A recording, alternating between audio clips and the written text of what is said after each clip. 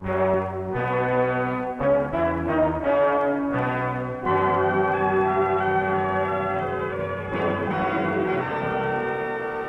AV-8A Harrier, the first fully operational V-stall, vertical short takeoff, landing, attack and fighter aircraft in the free world, is now in service with the Fleet Marine Force. Manufactured by Hawker Siddeley Aviation Limited of Kinston, England, the Harrier is powered by a unique vectored thrust Rolls-Royce Pegasus engine. Harrier uses vectored thrust to achieve vertical liftoff and low-speed flight.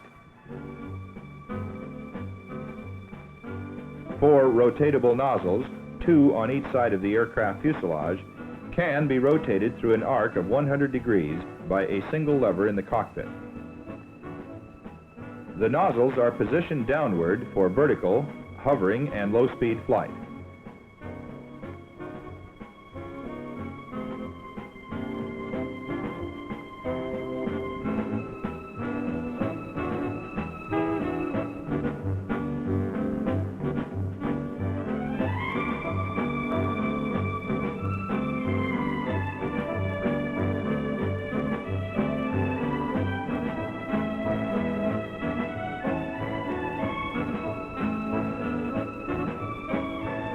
The nozzles are directed to the rear for conventional forward and high-speed flight.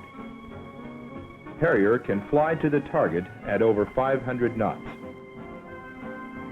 Control throughout the flight regime is provided by conventional aerodynamic controls for high-speed flight and by reaction controls for low-speed and vertical flight.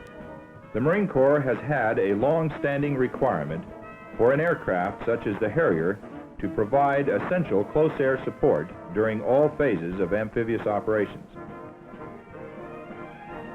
The Harrier, with its unique basing flexibility, ensures continuous, responsive, and survivable close air support to the ground forces of the Amphibious Task Force. Harrier support will begin prior to D-Day. Originating from sea bases, it will rapidly phase ashore and continue uninterrupted from austere bases within the objective area throughout the amphibious operation. Harrier effectiveness results from basing flexibility, responsiveness, survivability, weapons effectiveness, and adverse weather operations. Basing flexibility is the key advantage of the Harrier. Unique among tactical aircraft, the Harrier is capable of being operated from unusually austere sites, thus permitting base locations close to the supported units.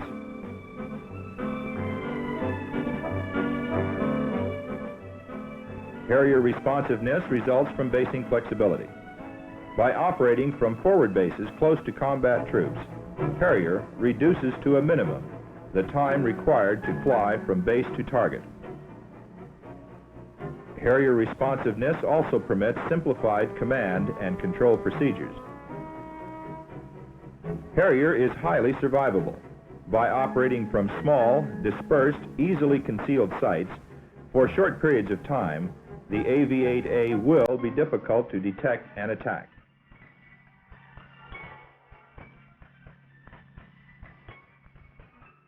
In the air, maneuverability, its small size, and high performance make Harrier a difficult target for enemy gunners. Survival against enemy fighters will be exceptionally high. Vectored thrust maneuverability, 30mm cannons, air-to-air lead computing gun sight, and Sidewinder missiles provide a potent self-defense capability. Harrier is an effective weapon system which can deliver the full spectrum of aviation ordnance, including bombs,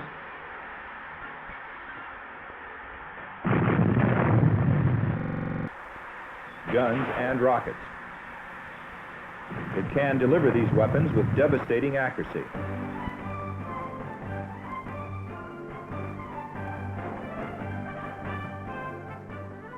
The Ferranti inertial navigation and attack system, self-contained within the aircraft, gives the pilot a moving map display of his present position and direction to the target.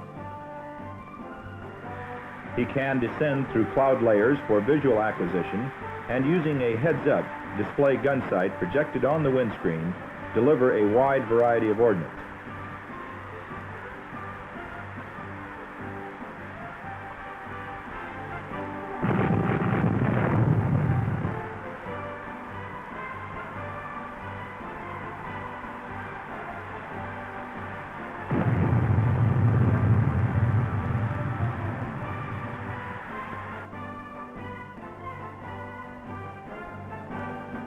Because Harrier will be based close to ground units, it will normally operate within the same weather conditions that prevail at the target and forward base. The operational concept developed by the Marine Corps exploits the unique capabilities of the Harrier to provide highly responsive, close air support during all phases of an amphibious operation. Harrier will be based on ships of the Amphibious Task Force while en route to the objective area. Some ships will be capable of providing the Harrier with a full range of support and are called sea bases. Either the LPH, Landing Platform Helicopter, or the LHA, Landing Helicopter Assault, can be used effectively as a sea base.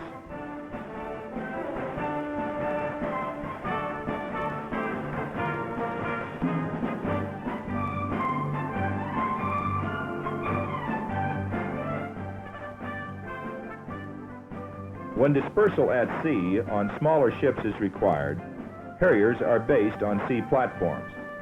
Sea platforms are capable of handling the Harrier, but provide only limited support. Harriers operating from sea bases provide highly responsive support to the landing force because the Amphibious Task Force is close to the beachhead. Harrier operations in support of the landing force will occur in 3 distinct phases. Phase 1 features operations from sea bases. Phase 2 features emplacement of a facility, and Phase 3 includes establishment of a main base. During Phase 1, fully loaded Harriers will operate from sea bases. When required by the landing force commander, Harriers can land ashore at forward sites and stand by for an on-call mission from a nearby ground unit. This mode of operation is used when rapid response time is essential.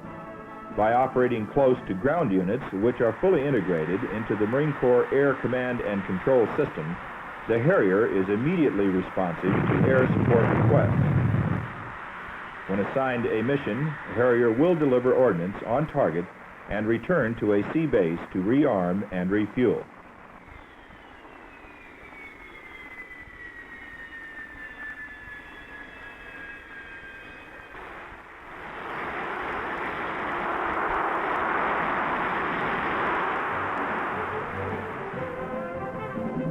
In Phase 2, the Harrier will operate from a facility, a small airfield which has the capability of providing basic support for Harrier operations. Refueling, rearming, and minor maintenance can be performed at the Harrier facility. Harrier will be dependent upon sea bases for major logistic support during Phase 2 operations, but will be capable of sustained, highly responsive close air support within the beachhead area. Harriers based at facilities can provide sustained, effective support to the ground commander. Hence, the need to emplace large, complex, and vulnerable installations for Harrier operations will be minimal.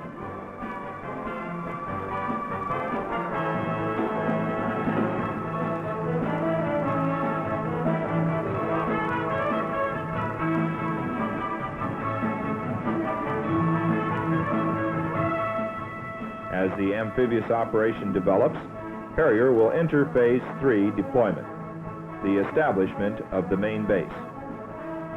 The main base will normally be a facility improved by the addition of equipment necessary for complete support of Harrier operation.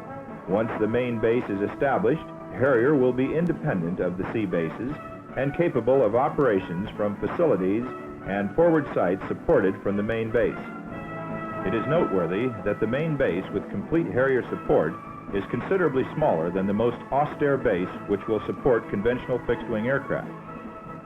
As a result, the Harrier will be able to phase ashore more quickly and with much less preparation than any comparable aircraft in service today. The Harrier is a weapon system which combines the firepower and survivability of a jet attack aircraft with the basing flexibility of a helicopter. The Harrier is the first of a new generation of tactical aircraft. With the advent of the Harrier, the Marine Corps has entered the VSTOL era.